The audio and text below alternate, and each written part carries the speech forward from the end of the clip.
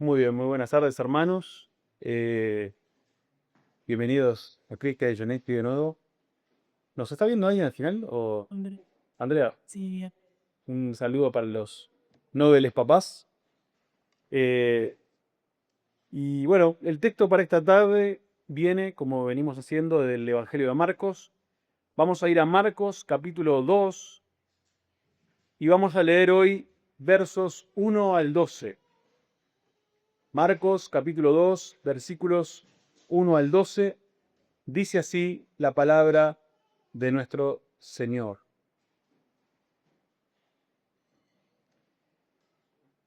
Y habiendo entrado de nuevo en Capernaum, varios días después, se oyó que estaba en casa. Y se reunieron muchos, tanto que ya no había lugar ni aún a la puerta, y él les exponía la palabra.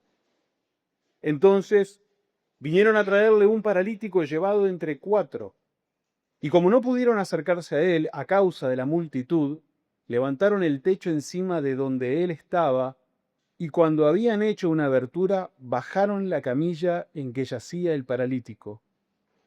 Viendo Jesús la fe de ellos, dijo al paralítico: Hijo, tus pecados te son perdonados. Pero estaban allí sentados algunos de los escribas, los cuales pensaban en sus corazones: ¿Por qué habla este así? Está blasfemando. ¿Quién puede perdonar pecados si no solo Dios? Y al instante Jesús, conociendo en su espíritu que pensaban de esa manera dentro de sí mismos, les dijo: ¿Por qué pensáis estas cosas en vuestros corazones? ¿Qué es más fácil decir al paralítico: tus pecados te son perdonados? ¿O decirle: levántate, toma tu camilla y anda? Pues para que sepáis que el Hijo del Hombre tiene autoridad en la tierra para perdonar pecados, dijo el paralítico: a ti te digo, levántate, toma tu camilla y vete a tu casa. Y él se levantó y tomando al instante la camilla salió a la vista de todos, de manera que todos estaban asombrados y glorificaban a Dios, diciendo: jamás hemos visto cosa semejante. ¿Amén? Oramos. Bendito Padre de los cielos, nuestro buen Señor, gracias, Padre Santísimo, por el Evangelio. Gracias por las Escrituras, Padre Santo, y gracias por este tiempo en donde nosotros, tu pueblo, Santo Padre Celestial, podemos escuchar tu voz, Señor, a través de las palabras de Marcos. Padre, abre nuestros corazones, abre nuestras mentes y haznos receptivos, Señor Dios mío, a lo que tú tienes para comunicarnos, Padre bendito. Y ruego que tú me des la gracia, Señor, de ser claro y de proclamar tu verdad con fidelidad. Gracias te damos en esta tarde, en el nombre de Jesús, nuestro Señor y nuestro Rey. Amén. Amén. Bien, hoy, hermanos, vamos a estar viendo una escena que creo que es muy conocida, ¿no? En el Evangelio de Marcos. Y digo conocida porque seguramente muchos de nosotros en algún momento escuchamos hablar de este paralítico que es llevado por estos cuatro hombres, que no pueden entrar por la puerta y que entonces suben al techo, abren el techo y lo bajan adelante de Jesús, ¿no? Y nos acordamos porque es bastante llamativa la escena en sí misma. Es una escena muy gráfica, uno casi que la puede ver. La casa llena, la gente apretada, la puerta de entrada bloqueada por la multitud. Cuatro hombres cargando una camilla, un techo que se empieza a romper y un hombre que baja acostado ahí adelante de Cristo. Pero lo interesante del pasaje es que si nosotros nos quedamos solamente con esa imagen, nos vamos a perder el corazón del texto. Porque todos ahí ven una camilla, todos ven una necesidad física, todos ven a un hombre que no puede caminar, pero Jesús ve un poco más allá. Jesús ve una necesidad que es mucho más profunda. Jesús no solamente mira las piernas paralizadas de este hombre, Jesús mira el alma. Y ahí está la tensión de todo el pasaje. Porque nosotros esperaríamos que Jesús, si estuviéramos ahí, ¿no? Hubiéramos esperado que Jesús dijera de arranque nomás, bueno, párate y anda. ¿Qué más queremos que este hombre, lo primero que Jesús le diga sea la orden de salir a caminar, cuando éste no podía? Pero Jesús lo primero que dice no es eso. Lo primero que dice Jesús es, hijo, tus pecados te son perdonados. Y claro, ahí es como que cambia todo, ¿no? Porque el problema ya no es solamente si Jesús puede sanar. Marcos, en realidad, el Evangelio de Marcos ya nos mostró que Jesús tiene poder para sanar enfermos, tiene poder para limpiar leprosos, tiene poder para echar fuera demonios. Ya lo hemos visto, ¿verdad? La pregunta ahora en este pasaje es otra. La pregunta que contesta este pasaje es otra. Es mucho más profunda. ¿Quién es este Jesús que habla como si tuviera autoridad para perdonar pecados? Los escribas lo entendieron enseguida. Ellos miran la cena y no dicen, ay, qué lindo gesto, ¿no? De perdonar los pecados, qué bueno Jesús. No dicen, qué bueno, le está dando ánimo, ¿no? Le está diciendo, no. ¿Qué piensan ellos? ¿Quién puede perdonar pecados sino Dios? Y en algo tienen razón. De hecho, en esa declaración tienen razón. Solo Dios puede perdonar pecados. El tema de ellos es que no están entendiendo quién está delante. Entonces, la idea central de este pasaje es esta, que Jesús va a hacer visible su autoridad invisible. Va a levantar al paralítico delante de todos, pero con un propósito bien específico, para revelar que el Hijo del Hombre tiene autoridad divina para perdonar pecados en la tierra. Vamos a mirar este texto en dos movimientos. Primero, la camilla visible. Eso que todos podían ver, eso que nos imaginamos en nuestra mente, ¿no? Al mirar la escena, ¿no? De forma mental, ¿no? Como dije hace un rato, la casa llena, la multitud, los amigos, el techo abierto, el paralítico delante de Jesús, ¿no? Todo lo que podemos ver. Y la segunda parte de la escena es el perdón invisible. Eso que nadie puede ver. Eso que nosotros no podríamos ver si no se nos es comunicado directamente en el texto, ¿no? Pero que Cristo sí puede ver y puede resolver. La culpa del hombre delante de Dios no se ve, pero está. Y el único que la resuelve es Dios mismo. Dice el texto, vamos a empezar por el versículo 1 y 2. Dice, habiendo entrado de nuevo en Capernaum, varios días después, se oyó que estaba en casa, y se reunieron muchos, tanto que ya no había lugar ni aún a la puerta, y él les exponía la palabra.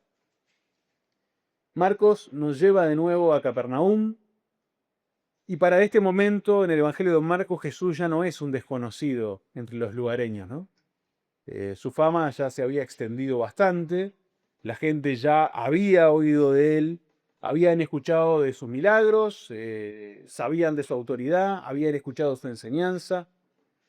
Entonces, como sabían todo eso de Jesús, y Jesús había ganado bastante en popularidad, cuando se corre la voz de que Jesús está en la casa, ¿qué hace la gente? Todos a él, ¿no? Todos a él. Y la casa se llena y la gente aparece inmediatamente en ese lugar. Pero fíjense en algo, la multitud está cerca de Jesús, pero no necesariamente está entendiendo a Jesús. La casa está llena, pero no necesariamente están entendiendo la gente lo que Jesús es y lo que Jesús comunica. Y esto es importante porque muchas veces en Marcos la multitud está alrededor de Cristo, Cristo está rodeado de multitudes, pero eso no significa que esa multitud sea verdaderos seguidores de Cristo y tengan verdadera fe en Cristo Jesús. Puede haber cercanía física sin haber una verdadera comprensión espiritual. Puede haber gente apretada alrededor de Cristo y aún así no haber una verdadera entrega hacia nuestro Señor Jesús. Podemos tener una iglesia llena, pero no necesariamente llena de convertidos. Y eso nos deja pensando, Porque uno puede estar cerca también personalmente de las cosas de Dios. Yo puedo estar cerca de la iglesia, yo puedo estar cerca de la Biblia, yo puedo estar cerca del lenguaje cristiano, ¿no? Y hablar de cosas como sacramento, como liturgia, como arrepentimiento, como perdón, y todo eso que es nuestro, y de parte de nuestra identidad y que el mundo a veces desconoce. Puedo estar cerca de los cantos, de los himnos, puedo estar cerca de las predicaciones, de los hermanos en Cristo también, y así todo puedo haber llegado a estar cerca de todo eso, pero sin estar cerca de Cristo. La casa estaba llena, pero la pregunta no es solamente si estaba llena, sino si realmente esta gente estaba cerca del pensamiento de Cristo. La pregunta es si estaban viendo realmente quién era Él. Y en medio de esa casa llena dice Marcos algo que no deberíamos pasar por alto. En el verso 2, él dice que Él les exponía que la palabra. Jesús en esa casa no estaba haciendo un show. Jesús no estaba entreteniendo a la multitud con alguna historia porque sí. Jesús estaba predicando. Estaba anunciando la palabra de Dios. Y esto nos hace acordar algo fundamental del ministerio de Cristo, ¿no? Y es que el centro no eran los milagros, cual espectáculo ministerial, sino la proclamación del reino de Dios. ¿No? Los milagros, ¿qué hacían? Los milagros confirmaban la autoridad de su persona y su mensaje, pero el centro siempre es la palabra. Siempre.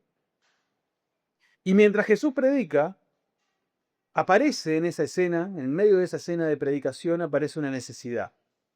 Y ahí el versículo 3 dice, entonces, le sucedía todo eso, vinieron a traerle un paralítico llevado entre cuatro. Qué frase cortita, pero qué fuerte. La escena es muy fuerte. Un paralítico llevado entre cuatro. Este hombre no vino solo, de hecho no puede venir solo. No se abre paso, no empuja, no levanta la voz desde la puerta, no se arrastra hasta Jesús. Está postrado, está dependiendo de otros. Y sin querer forzar la imagen más allá de lo que el texto me permite, sí creo yo que podemos ver acá una realidad muy clara. Y es que este hombre en este texto está representando la impotencia. Es una representación y un símbolo de la impotencia. Fíjense que él no puede cambiar su situación, no puede cambiarla por sí mismo, no puede levantarse por voluntad propia, no puede acercarse a Cristo sin ayuda. Necesita sí o sí una intervención desde afuera. Y hermanos, esa imagen de alguna forma nos habla de la condición humana delante de Dios. El ser humano en su pecado no puede salvarse a sí mismo, no puede perdonarse a sí mismo, no puede levantarse espiritualmente por sus propias fuerzas, necesita que Cristo intervenga. Necesita que Dios haga lo que Él no puede hacer. Ahora, al mismo tiempo, el texto nos muestra algo precioso, que es este hecho de que cuatro amigos cargan a este hombre. No se quedan estos cuatro hombres en una especie de compasión sentimental, ¿no? No miran a su amigo y dicen, pobrecito de lo que está viviendo, ¿no? Y se quedan ahí mirándolo como... No solamente estos hombres sienten pena por su amigo. ¿Qué hace esta gente? Actúa. Actúa. ¿Qué hacen? Lo cargan, lo llevan, hacen fuerza, buscan llegar a Jesús. ¿Qué es esto? Esto es una fe que se está viendo. Es una fe que se expresa. Una fe que carga con el peso de otro. Una fe que se mueve. Una fe que hace algo. No porque las obras salven, sino porque la fe verdadera nunca se queda encerrada en una idea o en un pensamiento. La fe verdadera se manifiesta. Obviamente, la fe implica una idea y un pensamiento, pero no se queda ahí, se expresa. Como dice Santiago, la fe sin obras, ¿qué está? Muerta. Es muy linda filosóficamente, pero está muerta. Y acá vemos lo contrario, acá vemos que una fe viva, una fe que dice, si logramos poner a este hombre delante de Cristo, Cristo puede hacer algo. Y qué importante es eso para nosotros como iglesia. Porque nosotros, hermanos, no salvamos a nadie. Nosotros no perdonamos pecados. Nosotros no cambiamos corazones. No podemos cambiar el corazón de la gente ni nuestros propios corazones. Pero sí podemos cargar. Sí podemos acompañar. Sí podemos orar. Sí podemos traer gente delante de la presencia de Cristo. Sí podemos poner a los necesitados delante de la palabra. Y cuando digo necesitados, digo todos, porque todos están necesitados de la palabra de Dios. No somos el Salvador, pero podemos ser instrumentos en las manos del Salvador. Cuando nosotros damos gracias por la comida, voy a poner un ejemplo. Evidentemente nosotros cuando nos sentamos delante del plato de comida sabemos que hubo alguien que sembró, hubo alguien que cosechó, hubo alguien que transportó el alimento, hubo alguien que lo procesó, hubo alguien que lo cocinó, hubo alguien que lo trajo de la cocina a la mesa y tengo por eso el plato delante mío. Un montón de personas que fueron participantes de todo el proceso. Pero yo me siento a la mesa y le doy gracias a quién, a Dios. De la misma forma, si nosotros como cristianos tenemos una fe que actúa, va a haber uno que predique, va a haber uno que evangelice, va a haber otro que comunique la verdad en obras, va a haber otro que tenga misericordia, otro que exprese su gracia, y la persona va a venir, se va a sentar acá y se va a convertir y vamos a glorificar a Dios porque Él lo hizo a través de cada uno de nosotros. Tenemos que ser las herramientas del Salvador. No salvamos, pero somos sus herramientas por su gracia. Amén. Acá pasa algo por el estilo. Estos 4 hombres no fueron los que salvaron a este paralítico, pero fueron los medios a través de los cuales Dios hizo que este hombre fuera salvo.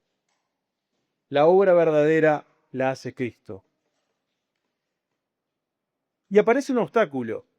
En versículo 4 dice, y como no pudieron acercarse a él a causa de la multitud, levantaron el techo encima de donde él estaba y cuando habían hecho una abertura bajaron la camilla en que yacía el paralítico. No pudieron acercarse a Jesús por causa de la multitud. Otra multitud, otra vez, ¿no? La multitud está cerca de Cristo, pero esta multitud incluso se convierte en un obstáculo para que otros lleguen a Jesús. Es interesante eso. Y eso también debería hacernos pensar, ¿no? Porque puede pasar que quienes decimos estar cerca de Jesús terminemos siendo un obstáculo para otros. De nuevo, no quiero girar lo que el texto comunica más allá de lo que me permite, pero son imágenes interesantes que Marcos por algo las pone ahí. Podemos ser obstáculo con nuestra frialdad, con nuestra indiferencia, con nuestra falta de amor, con nuestra dureza hacia quien no conoce, ¿no? Con nuestra religiosidad, con nuestra comodidad. La multitud, fíjese que estaba en la casa, obstaculizaba el paso, y yo creo que estos hombres, no lo dice el texto, pero medianamente pueden haber dicho permiso, permiso, se puede, y nadie le abrió paso. Y estos hombres, al ver que no podían entrar por la puerta, no se resignaron. Suben al techo, abren una abertura, valga la redundancia, y bajan la camilla. Las casas de aquella época solían tener techos planos, más bien planos. No nos imaginemos un techo a 2 aguas, ¿no? Y que subieron y tuvieron que ponerse arneses por si se caían, no. No era tan complicado, ¿tá? De hecho, eran techos planos accesibles, se podían acceder por escaleras por fuera. Los techos generalmente eran hechos con vigas y tenían barro, ramas, tierra compactada, ¿no? O sea, no es una escena fantástica la que hacen estos hombres, o imposible, pero sí no deja de ser audaz, ¿tá? No deja de ser un hecho audaz. Es incómodo, es costoso, es complicado. Imagínate estar en esa casa, Jesús predicando, la gente escuchando y de pronto empieza a caer tierra del techo, ¿no? Y se empieza a abrir, ¿no? Es una escena bastante llamativa. Y bajan a este hombre delante de Jesús. Es una escena que posiblemente haya interrumpido incluso la predicación, ¿no? Pero es una linda interrupción. Es una interrupción que revela fe. Porque la verdadera fe busca a Cristo, como sea, como sea. La fe verdadera no se queda en la puerta cerrada. La fe verdadera no dice, bueno, no se pudo y listo. La fe verdadera persevera, porque sabe que Cristo está ahí. Hace unos años, estoy hablando de hace capaz que 20 años, yo vivía en la ciudad de Buenos Aires y yo tenía en Villa del Parque, que era el barrio donde vivía, la costumbre de salir a caminar siempre, ¿no? Por la zona, para despejarme después del trabajo y demás.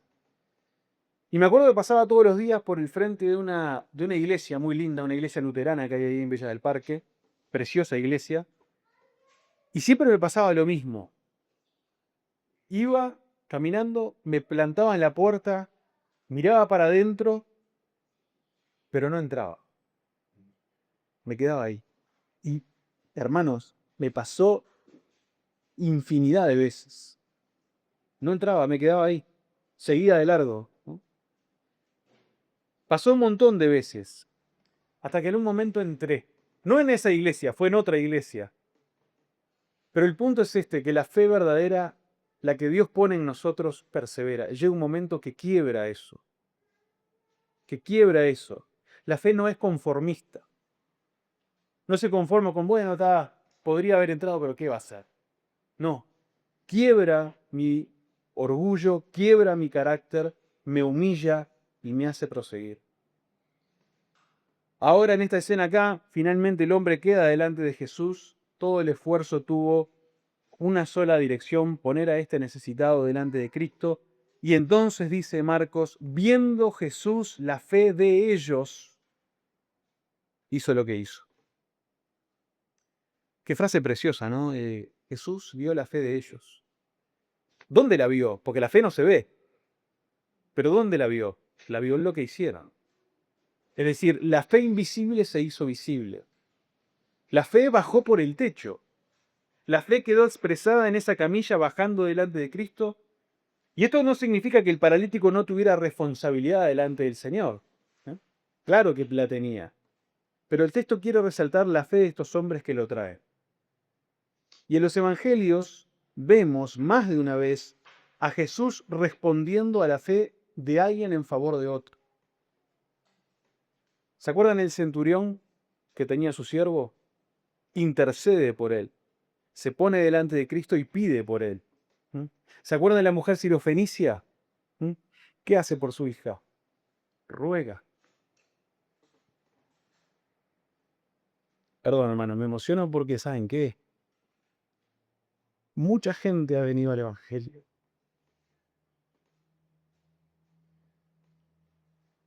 por el ruego de otro.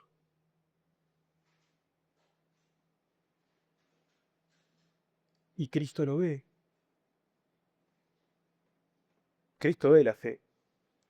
Y acá, estos 4 hombres que traen al paralítico hacen eso y Cristo lo ve. Dios muchas veces usa la fe, las oraciones, la perseverancia y el amor de otros como medios para acercar a personas a Cristo.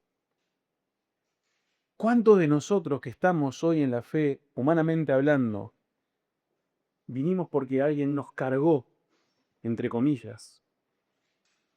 Porque alguien oró, porque alguien insistió, porque alguien nos habló, no una vez, varias veces. Porque alguien nos llevó adelante de Jesús. Porque alguien no se resignó con nuestra condición de pecadores. No nos vio por encima del hombro, tuvo misericordia y gracia. ¿Mm? Y eso debería seguir animándonos. ¿Cuánta gente tenemos nosotros alrededor nuestro que es inconversa? ¿Qué tenemos que hacer? Seguir orando. Seguir orando por nuestros hijos, seguir orando por nuestra familia, seguir orando por nuestros amigos, seguir orando por nuestros compañeros de trabajo, seguir orando para traer gente a Cristo. No porque podamos salvarnos, sino porque Cristo puede salvarlos. ¿Mm? Hasta acá vimos lo visible, ¿no? casa, multitud, camilla, techo, amigos, fe en acción. Y todo nos prepara para esperar una sanidad inmediata, ¿no? Porque uno esperaría después de todo eso, bueno, Jesús, hacé lo tuyo, ¿está? Levantalo. Pero Jesús lleva a la escena algo infinitamente más significativo. Mientras todos miran la camilla, Él mira el alma. Mientras todos ven la parálisis del cuerpo, Cristo revela la culpa del hombre delante de Dios. Y así pasamos de la camilla visible al perdón invisible. Dice el texto, verso 5, dijo al paralítico: Hijo, tus pecados te son perdonados. Nosotros estamos acostumbrados a esta historia, la hemos leído muchas veces, ¿no?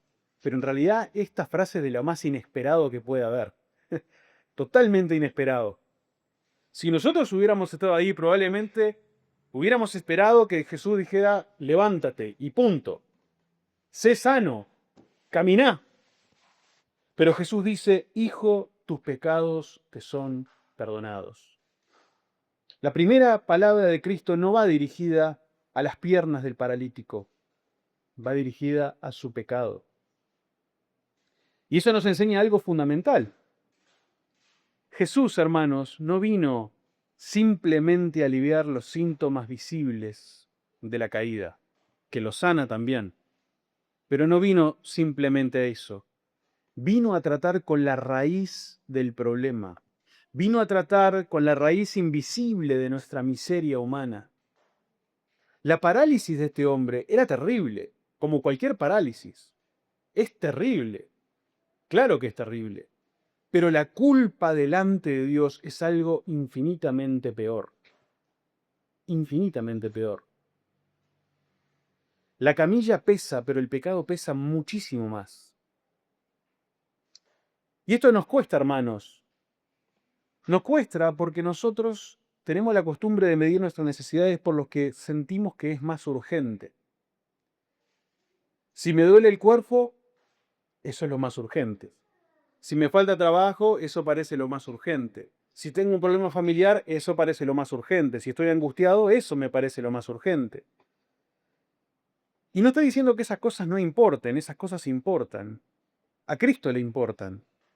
Pero el pasaje nos muestra que la necesidad más profunda del ser humano no es siempre la más visible o la más urgente desde su propio punto de vista. ¿Este hombre necesitaba caminar? Sí, necesitaba caminar. Pero más profundamente necesitaba perdón. Y Cristo no ignora lo visible, pero empieza por lo que no se ve. Porque de nada sirve que un hombre camine y camine directamente a la condenación. De nada sirve tener piernas sanas y el alma culpable. De nada sirve que el cuerpo se levante si el pecado permanece sin arreglo.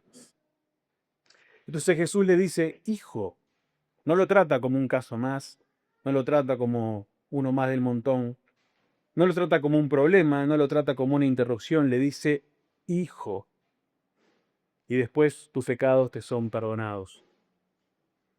Fíjese qué interesante. No le dice: bueno, hijo, ojalá que Dios te perdone. No le dice: voy al Padre a pedirle al Padre que considere tu situación y si el Padre en su voluntad quiere.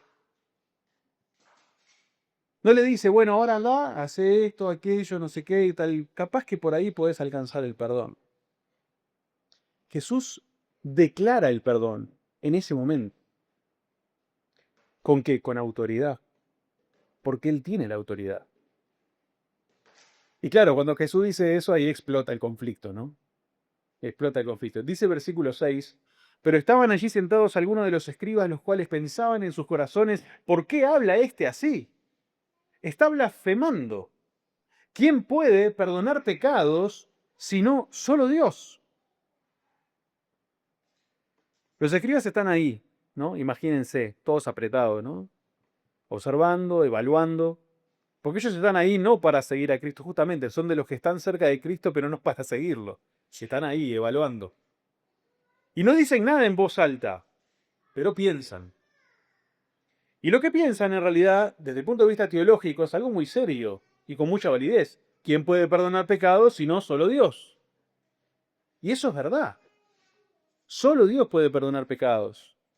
Si yo peco contra Dios, como son todos los pecados de la humanidad, ¿no? Y como expresa David hoy que leíamos en el Salmo 51, contra ti solo he pecado. Si yo peco contra Dios, ¿quién puede perdonar mi culpa? Solo Dios. Si yo peco contra Julia, no voy a pretender que Cristian me perdone. Si yo peco contra Anthony, no voy a pretender que Catalina me perdone. Si yo peco contra Dios, ¿quién me tiene que perdonar? Dios.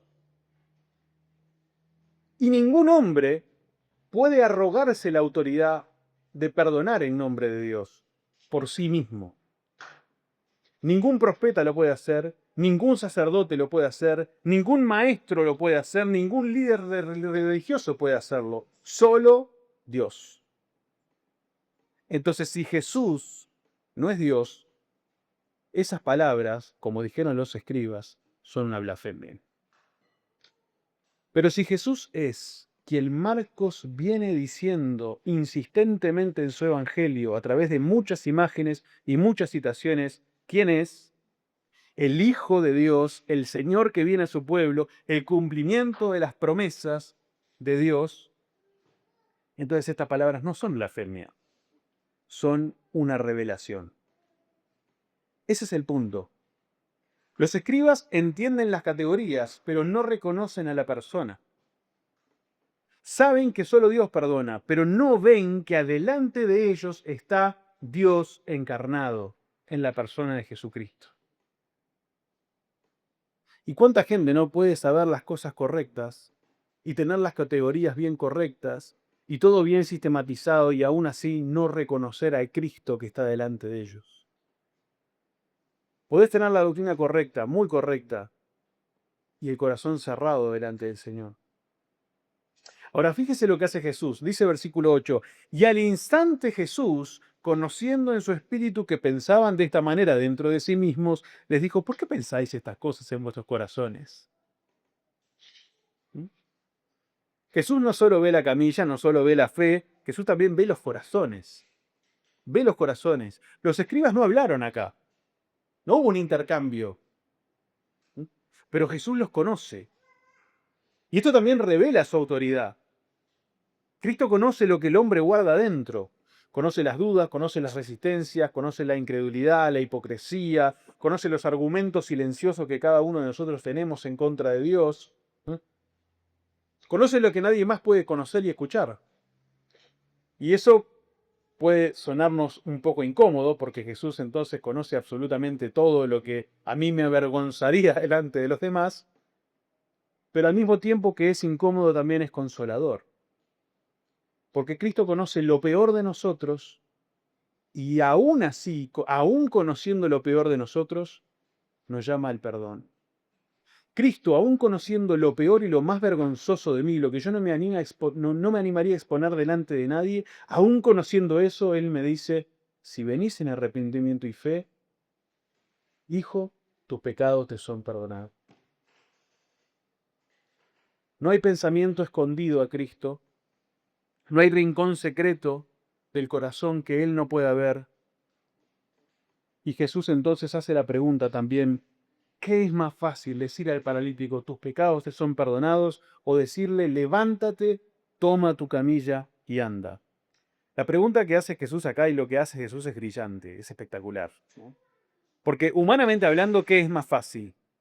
Humanamente hablando es mucho más fácil decir, tus pecados te son perdonados. ¿Por qué? Porque nadie puede ver si eso pasa o no pasa, en realidad, ¿no? El perdón es invisible. Nadie puede mirar el alma del hombre y comprobar visualmente que la culpa fue perdonada. Pero decir levántate y anda, ahí ya la cosa es distinta. Porque ahí hay una prueba inmediata y visible y palpable. Si el hombre no se levanta, Jesús queda expuesto. Si el hombre no se levantaba, Jesús queda expuesto. Entonces no solamente es un chanta, sino que además es un blasfemo. Entonces Jesús, por eso Jesús mismo plantea la tensión. Y por eso es todavía mucho más glorioso. Él mismo se expone El perdón invisible no se puede verificar con los ojos, pero la sanidad visible sí. Y lo que Jesús va a hacer es sanar visiblemente al paralítico para confirmar que su palabra invisible de perdón es también verdadera. Dice el versículo 10, pues para que sepáis que el Hijo del Hombre tiene autoridad en la tierra para perdonar pecados, y ahí está el corazón del pasaje, para que sepáis, Jesús va a hacer algo para que todos entiendan la realidad que está detrás. Y fíjense que se llama a sí mismo como Hijo del Hombre. Y esta expresión, nosotros sabemos bien porque también lo hemos estudiado, no es simplemente una forma linda de decir ser humano o persona o que Jesús dándose un título. Tiene un peso bíblico enorme. ¿Por qué? Porque nos lleva a Daniel capítulo 7, donde aparece, dice el texto, uno como hijo de hombre viniendo con las nubes del cielo, recibiendo que dominio, gloria y reino, un reino eterno que no pasará jamás. Ese es el Hijo del Hombre. Jesús está diciendo acá mucho más de lo que parece en la primera vista. Está diciendo, el que tiene autoridad celestial, el que recibe dominio eterno, está acá en la tierra con autoridad, soy yo y voy a perdonar pecados. Todo eso está diciendo, y los escribas lo estaban entendiendo perfectamente bien. Y si el hombre se levantaba, ya no era teoría, ya no era a la distancia. No es que, bueno, yo reino solamente en el cielo, ahí donde nadie puede ver. No, acá, en la tierra, en esta casa, dice Jesús, delante de esta camilla de estos hombres, delante de los escribas, delante de toda la multitud, el perdón de Dios llega a la tierra en la persona de Cristo. El perdón llega en la persona de Cristo. Y entonces le dice al paralítico, a ti te digo, levántate, toma tu camilla y vete a tu casa. Y ahora sí,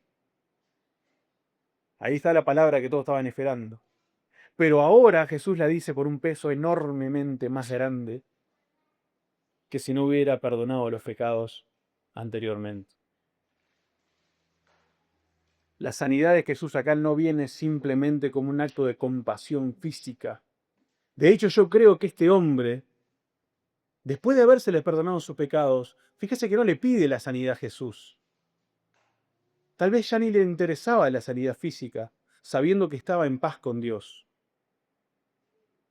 La sanidad viene como demostración de su autoridad divina. Jesús le dice tres cosas: levántate, toma tu camilla y vete a tu casa. El hombre que no podía levantarse recibe una orden imposible. Hoy estábamos con Juan y con Anthony, Christian, Steve, estudiando, ¿no?, acerca de la regeneración. Y yo decía que una ilustración perfecta es cuando Jesús se pone enfrente a la tumba donde estaba Lázaro y muerto de hace unos días, tanto que hedía, dice el texto, Jesús dice, Lázaro, ven fuera. Es imposible que un muerto se mueva. Es imposible que un paralítico se levante. A menos que ¿qué? A menos que la palabra de Cristo le dé poder para poder obedecer. Y eso es hermoso. Porque cuando Cristo manda, Cristo también capacita para lo que manda. Cristo me da la orden y me da la capacidad de obedecer esa orden. Porque si no, yo no puedo. La palabra de Cristo no solamente exige cosas, la palabra de Cristo crea el poder para obedecer. Como en la creación, Dios dice, sea la luz, y la luz que no era, de pronto es. Cristo dice, levántate, y el paralítico se levanta. La autoridad de Jesús no depende de recursos externos. ¿No? No necesita rituales, no necesita fórmulas, no necesita procesos largos. Habla y la realidad obedece. Y le dice, toma tu camilla y vete a tu casa. La misma camilla que antes este hombre, en la cual este hombre estaba postrado, la camilla que lo cargaba a él, ahora él carga la camilla. Se revierte la situación. Hay un cambio. Se revierte la situación. Lo que antes era el símbolo de la impotencia de este hombre, ahora se convierte en un testimonio de la gracia de Cristo. ¿Mm? Entonces imagínate esa escena, el hombre entra cargado y sale caminando, entra por el techo y sale por la puerta, entra acostado y sale llevando aquello que lo mantenía postrado. Y finalmente dice el versículo 12, y él se levantó y tomando al instante la camilla salió a la vista de todos, de manera que todos estaban asombrados y glorificaban a Dios diciendo, jamás hemos visto cosa semejante. Al instante, no hubo rehabilitación, no hubo entrenamiento, no hubo un proceso gradual. La palabra de Cristo fue suficiente. El hombre se levantó, tomó la camilla, salió adelante de todos. Y esto es importante, el milagro pasó adelante de todos. ¿Sí? No fue privado, no fue ambiguo tampoco, no fue sugestivo, no fue un emocionalismo barato. Todos lo vieron, los amigos lo vieron, la multitud lo vio, los escribas lo vieron. Y la evidencia quedó ahí delante de todos. Y entonces por eso dice que todos quedaron asombrados y glorificaban a Dios. Porque el propósito del milagro no era el espectáculo, era que Dios se llevara los aplausos. Era la gloria de Dios mismo. Cristo no sana para entretener. Cristo no obra para impresionar superficialmente. Cristo revela su autoridad para que Dios sea glorificado y su Hijo también. Y la gente dice, jamás hemos visto cosa semejante. ¿No? Oramos, hermanos. Bendito Padre de los cielos, nuestro buen Señor, damos gracias por esta escena que acabamos de leer,